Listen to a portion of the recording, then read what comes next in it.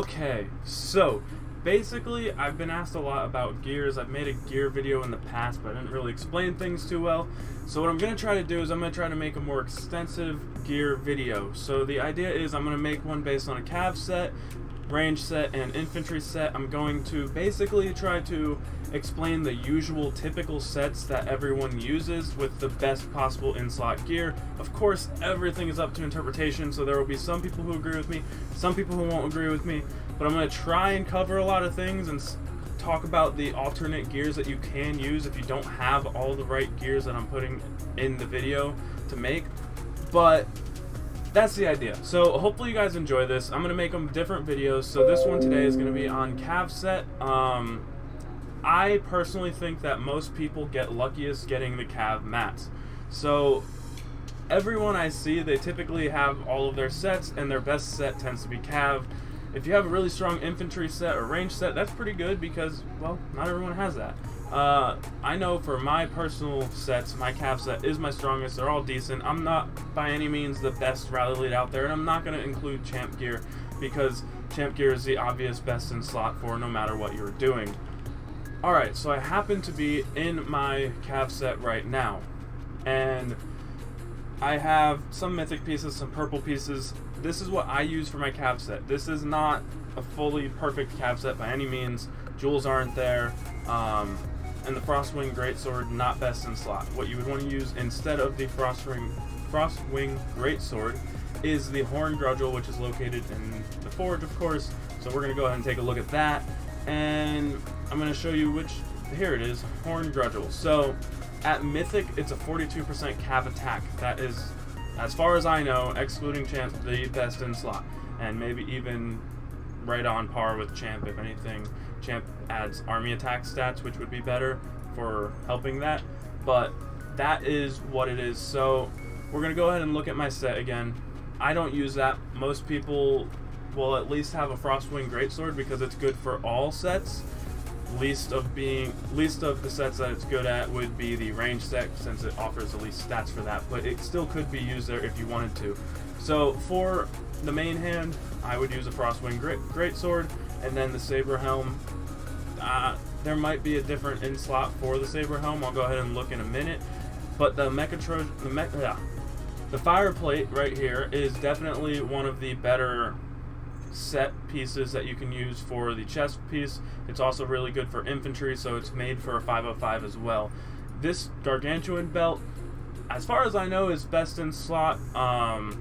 It's really hard to upgrade though. It's of the Gargantuan items, it's the hardest to upgrade. That's why I don't have my Horn Grudgel, because I want to focus on getting that to gold before I get my Horn Grudgel.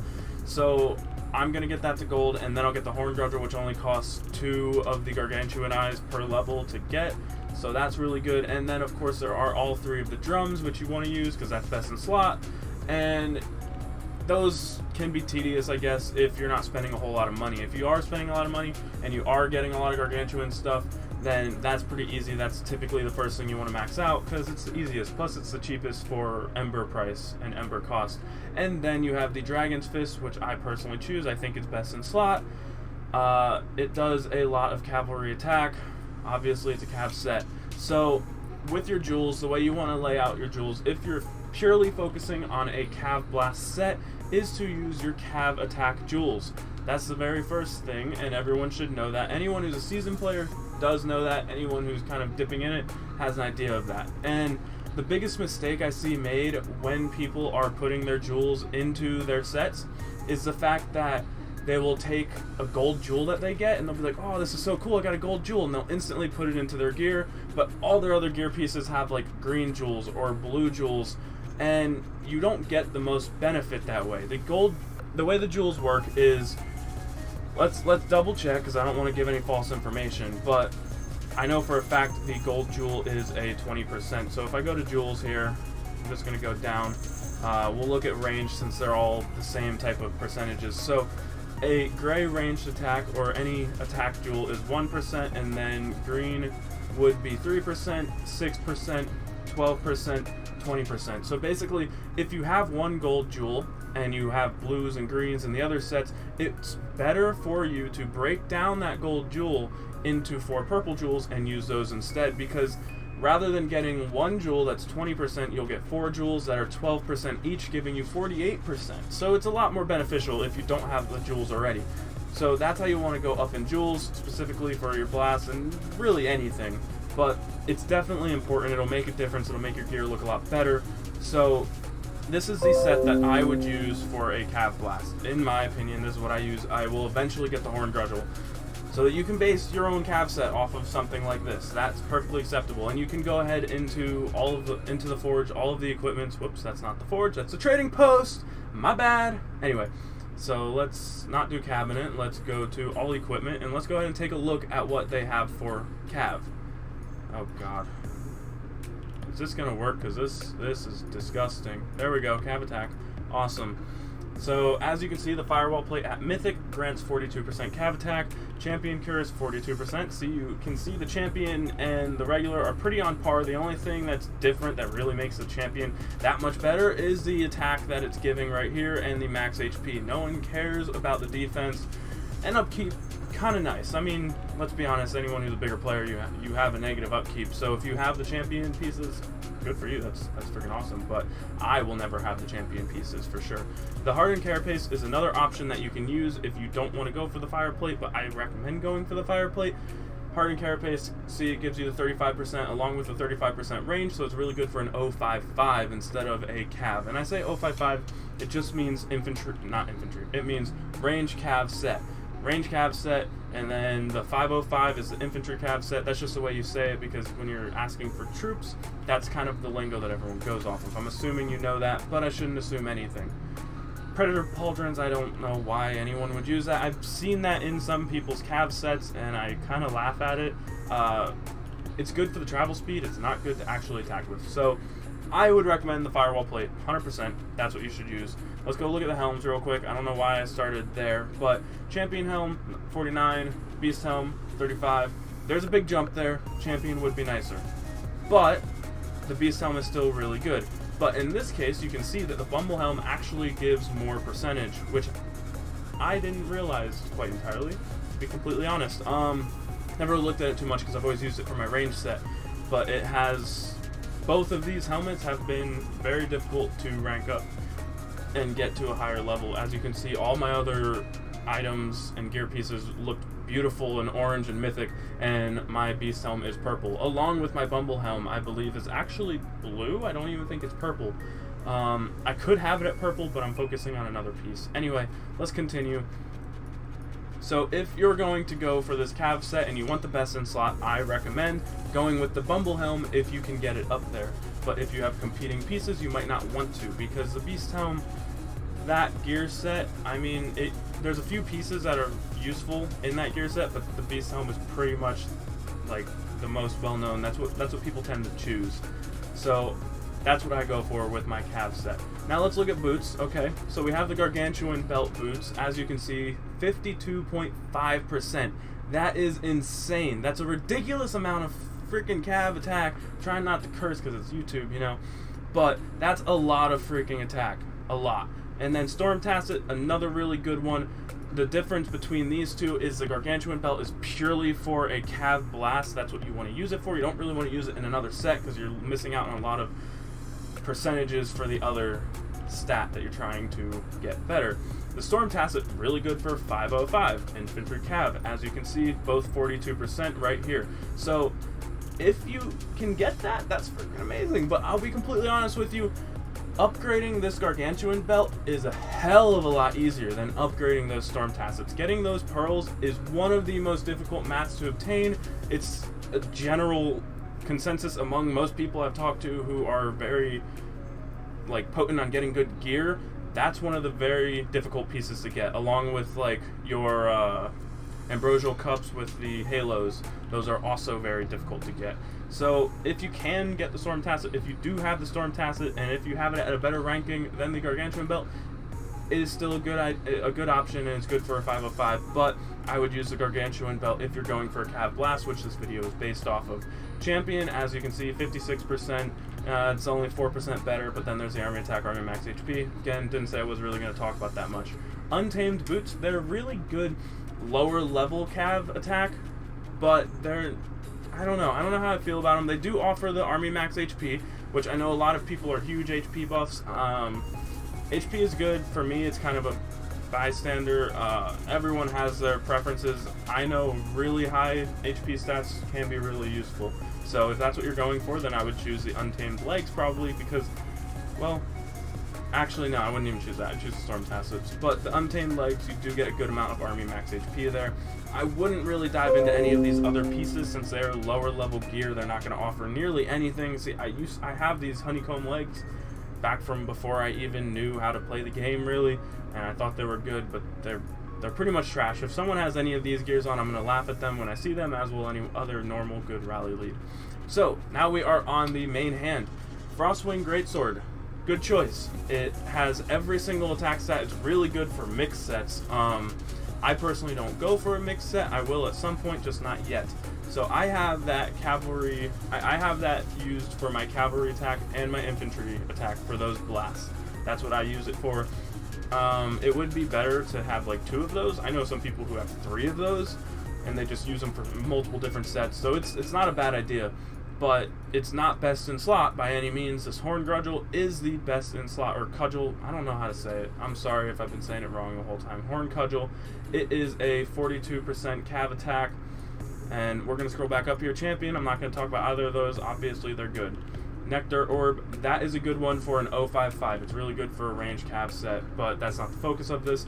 Kraken's Anchor, also really good for a 505, so inf cav, but not what I'm focusing on. I've seen a lot of people with this Ripper Claw lately. I don't know what it is about the kingdom I'm in right now. I don't know if people are really bad or what it is, but they've been using this Ripper Claw in their actual sets. Like, it's good for travel speed, I'll give them that, but you shouldn't be using it for your actual set, not if you're a rally lead at least, not in my opinion. Not in most people's opinion, probably, so that's just, try to stay away from that unless you want the army speed and you can't afford the other stuff. So let's go ahead and move on. We're going to go on to the offhand now. Eternal Codex. This is a very good piece, mainly used for a ranged attack blast, not cavalry attack blast. But if it's all you have, go ahead and use it. It has 28%. It's not bad, but it's definitely more meant for the ranged attack, as you can see, 49. But that doesn't matter. Champion Light is actually what I use, because when it comes to champ pieces, if you're a spender, but you're not a pay-to-win player. So I'm a pay-to-play, not a pay-to-win. Pay-to-win, you max out all your champion gear, whatever. Pay-to-play, you pick 1 or 2 pieces of champion gear, and that's pretty much it, because that stuff's really expensive to get. It's really difficult to get. It's really not worth it if that's where all of your money is going to be going towards. So I use my Champion Light because it's my 1 of 2 pieces that I have chosen. I really like it because I only have it at blue, but it's better than the items I have that are purple. So it is a good offer, a good item if you want to have 1 champion set. I like it a lot. It's really good for a 505 as well, which is what my other main focus is personally. So there's that. And then there is the Dragon Fist, which is for blast specifically. I made it because I had the mats, I had nothing else to do with it, and my Champion Light is only blue, so having the Mythic Dragon's Fist was really beneficial. So that's definitely what I use. That's what a lot of people use as a Dragon's Fist. The only thing, I don't really like having blast specific pieces, because then you have to spread your jewels a lot thinner, and that's just not good. It means all your sets are going to be a little weaker. But if you have it, which I do, then go for it. Call of the Deep, really good for a 505, and then pretty much anything past this I'm going to say is mostly trash. You don't want to use any of this, all stuff that is laughable if you are actually using it. Let's go ahead to the accessories. Finally, we're almost there. So obviously there's these great champion pieces that have army attack, army HP, blah blah blah. I don't give a shit about them. We're going to focus on the other pieces. So for cavalry attack specifically, the Fear Drum, right here, Fear Drum is definitely what you want to have. You want to have all 3 of these because they give 22.4%. It's a lot better than all the other pieces as far as a blast is considered. They're not good for other sets, obviously. They're good for Cav Blast. So I use all 3 of those in my Cav Blast, and then for my 505, I have 1 Frostwinged Breath, which is a weird piece. This section is the most debatable portion of the gear, is the accessories, because a lot of people like that army attack, and they'll use those in their blast like the Burning Scroll. I personally, I don't feel too happy about the Burning Scroll, in my opinion. I don't know. It just doesn't feel as beneficial to me, but everyone uses it. I've seen really good stats, and people have that. So up to your discretion, of course, and what you have the mats to make. But I use the Frost Ring for my 505, my infantry cav, and I think that's really everything as far as the Cav Blast is concerned for the gears. Those are all of your options for the Cav Blast, and really what you want to put your focus in if you're trying to make a Cav Blast. Now let's go ahead and take a quick look at talents. I am in research talents, but I'll go ahead and switch them here for you. As you can see, there's a whole bunch of different sets here, and I'm just going to switch to a Cav and Inf. Go ahead. Boom. So the way your talent sheets should look, if you don't know how to do it, it should be all the way down to the bottom, and you want to make sure that your army max HP is maxed out. That's the first thing I max out in all of my sets, pretty much, excluding like research and construction set. So squad HP, you want all of the cavalry ones chosen. So that's whatever, like if it's a cav set, that's what you want to do, and you can generally have 2 different types maxed out. So 50, all 50 there, all 50, 20, and then all the 15 that are up here. You want to have all those maxed out because it's a good boost. It's like a 70% boost, I believe, when I've done the math. And a 70% boost that's pretty substantial. I mean, if you have a 390, why did I pick such a difficult number? If you have a 400% Cav Blast with just your gear in research and construction talents, that's a 470% Cav Blast after you turn your talents on. It's very substantial. Definitely make sure you have your talents set up correctly. Make them quick swaps in case you are ever leading a rally or trying to attack a player on the fly. It's very good to have. You want to have all of that set up. Alright, so I was recording a portion of this that I had messed up, and I'm only telling you this because I think it'll be funny to you guys, but it definitely pissed me off a little bit. I don't get pissed off, but it bothered me and annoyed me. I was recording, and my cat came running in the door, jumped up onto my little shelf here on my desk where my power outlet thing is. I don't know what, I can't think of the term right now. You know, where everything plugs into. Anyway, he jumped up there and turned it off. My whole computer. So rip that recording. Anyway, let's continue. So what I was trying to explain was there are also familiars. Now that we have familiars in the game, which we've had them for a while, I swear, if you turn it off again, stop it. Jumped right back up to the same spot. Anyway. Okay. Cat's gone. Anyway, so we have familiars, and I tend to forget about familiars, but I do have some for attack. There's an attack familiar, I believe, for every single range, cav, and inf set. You know, you don't really send them, it's a permanent stat, but I know Noceros is the one for the cavalry set, or the cavalry percentages, and it's not the most percentage. I think it'll get up to 10% or so, but it's definitely beneficial to have. And by the way, here is the cat that has screwed up my recording. I do love her, but she's annoying sometimes. Anyway, so definitely want to get that Noceros up because every little percentage helps at this point in the game. You need every little bit that you can get because it just, sometimes everyone's gear is so close, it'll just be a 5% difference on whose gear is better, and that might be the difference between you winning or losing the rally or the wonder. Especially now with Wonder Rally, which is, I mean, love-hate relationship there. It's kind of cool, but at the same time, you know, it's expensive as shit, so whatever. But I wanted to make sure I mentioned that. I didn't want to leave it out. Hopefully I did not leave anything else out. Alright. Another thing, because I just thought of it, heroes. Okay, so the free-to-play heroes can be very beneficial. Obviously, the pay-to-play heroes, you want the army wives. They're the most beneficial to any attacking army that you're ascending. Those are really good, but they're expensive, so not everyone has those. And you want to go ahead and choose your cavalry attack heroes that are free to play and max them out, because those stats will contribute. They offer, I believe, 20% cavalry attack.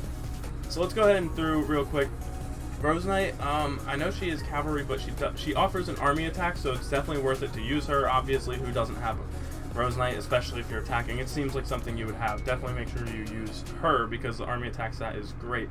Tracker is ranged. Night Raven, is he cavalry? He is. So cavalry attack boost, you can see it's a 30% boost here, which realistically speaking, if you could get 5 of these heroes, which I don't even know if there are 5, I would have to check through.